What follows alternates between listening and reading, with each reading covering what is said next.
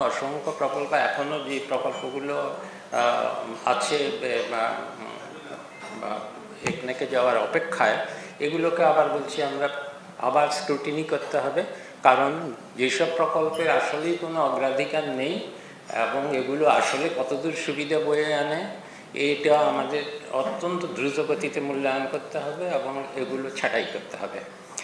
আর যেগুলো চলমান প্রকল্প আছে এগুলোর মধ্যেও চলমান থাকলেই যে এগুলোকে রেখে দিতে হবে এমন কোনো কথা নাই। যেসব প্রকল্প এখনও প্রাথমিক পর্যায়ে আছে এগুলোকে যদি মনে হয় যে অত্যন্ত অপচয়মূলক এবং এগুলো দিয়ে আসলে কোনো লাভ হবে না, তখন কিছুটা ব্যয় সেটা সহ্য করে হলেও এগুলো হয়তো থামিয়ে শেষ করে আবার এগুলো বাদ দিয়ে দেওয়াই ভালো। কিন্তু সেটার জন্য পরীক্ষা নিরীক্ষা অত্যন্ত দ্রুত করতে হবে। আর অনেক প্রকল্প আছে, প্রকল্পে আমি বিশৃঙ্খলার কথা এই জন্য বলছি যে আমরা তো জানি যে আমাদের যেই বড় বড় প্রকল্পগুলো এগুলোতে যে নকশা ব্যয় সময়সীমা এগুলো তো একটা প্রচণ্ড ধরনের অনিয়ম আছে। এই অনিয়ম কিছুটা আমাদের অদক্ষতার জন্য আর কিছুটা হলো ঠিকাদারদের এবং তার যোগসাজশে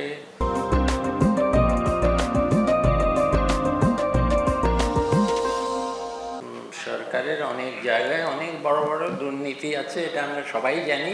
যে এই প্রকল্পগুলো বিশেষ করে অবকাঠামো প্রকল্প যেটা অনেক কম খরচে হতে পারত, সেটা উপযুক্ত মূল্যায়নের অভাবে, উপযুক্ত বাস্তবায়নের অভাবে এবং নকশার কাঠামোতেই যেখানে অনেক ত্রুটি আছে, সেই কারণেই এগুলো বহুবার একটি প্রকল্পকে নকশা পরিবর্তন করতে হয়, এগুলোর ব্যয় বৃদ্ধি করতে হয়, এগুলোর সময় বৃদ্ধি করতে হয়, যেটা অত্যন্ত অপচয়মূলক। অর্থনীতিতে সময় একটা খুব বড় জিনিস, কাজে আমার সিদ্ধান্ত নিতে হবে প্রকল্পটা নিয়ে এগুবো না। সেখানে যে অর্থনীতিবিদ হিসাবে আমাদের একটা তাত্ত্বিক ধারণা আছে, এটা সবাই সবসময় মাথায় রাখে না। সেটা হলো কিছু খরচ হয়ে গেলেই আমার মনে হবে যে এতই যখন খরচ করলাম তাহলে শেষ করব না কেন। কিন্তু যৌক্তিক অর্থনৈতিক বিবেচনা হলো কত খরচ করেছি সেটাতে আসা যায় না, বাকি কত খরচ করতে হবে এবং পুরো প্রকল্প থেকে কত সুবিধা পাবো, এটাই শুধু একমাত্র লাভ ক্ষতির দেখার বিষয়।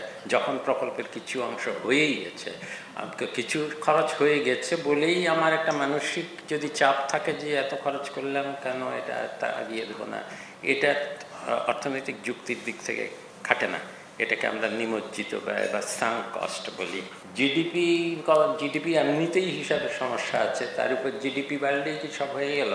বরং সেটা গুণগত মান অনেক বেশি দরকার। আমাদের এখনকার প্রয়োজন হলো কর্মসংস্থান বৃদ্ধি করা এবং অর্থনীতিকে স্থিতিশীল করতে হলে জিডিপি গ্রোথ বাড়ানোর জন্য অনেক ব্যয় করার থেকে বরং যেটুকু ব্যয় করা হয় সেটুকু সাশ্রয় করে তাতে এমন প্রকল্প বাস্তবায়ন করা বা এমন কৌশল গ্রহণ করা যাতে অতি শীঘ্র কিছু কর্মসংস্থানের ব্যবস্থা করা যায়। আমাদের কাছে এখন জিডিপি বাড়ানোর থেকে কর্মসংস্থান বাড়ানোটা দুটো পরস্পর যুক্ত, কিন্তু কর্মসংস্থান বাড়ানোটা অনেক বেশি জরুরি।